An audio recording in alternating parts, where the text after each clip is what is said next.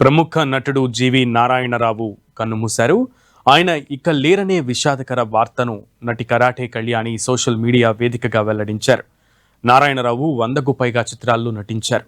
1976లో K Balachander దర్శకత్వం వహించిన అంతులేని కథా చిత్రంతో నటుడిగా పరిచయమైన ఆయన తొలి సినిమాకే ఉత్తమ సహాయ నటుడిగా నంది అవార్డు అందుకున్నారు.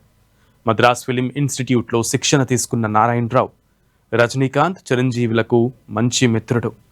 అంతులేని కథ, ముత్యాల పల్లకి, అంగడి బొమ్మ, చిలకమ్మ చెప్పింది, గ్యాంగ్ లీడర్, హిట్లర్ వంటి సినిమాల్లో నటించారు. దేవాంతకుడు, ఇంటికో రుద్రమ్మ, యముడికి మొగుడు, పెళ్లి నీకు శుభం నాకు సినిమాలను కూడా ఆయన నిర్మించారు. ఇక నారాయణరావు మృతిపై మూవీ ఆర్టిస్ట్ అసోసియేషన్ సంతాపం తెలిపింది. కృష్ణా జిల్లా కురుమద్దాలి గ్రామంలో జన్మించిన నారాయణరావు బాల్యం, విద్యాభ్యాసం గుంతకల్లులో సాగింది. గిడుగు విశాలాక్షి వద్ద భరతనాట్యం, నటరాజ రామకృష్ణ వద్ద కూచిపూడి నృత్యం, ఏఆర్ కృష్ణ వద్ద నటన నేర్చుకున్నారు.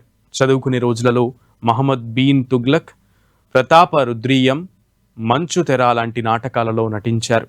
దివంగత సినిమా నటులు కోటా శ్రీనివాసరావు, నూతన ప్రసాద్, దేవదాస్ కనకాల వీరనంతా నారాయణరావుకు రంగస్థల మిత్రులు. సినిమాలతో పాటు పలు టీవీ సీరియళ్లలోనూ నారాయణరావు నటించి అందరినీ మెప్పించారు.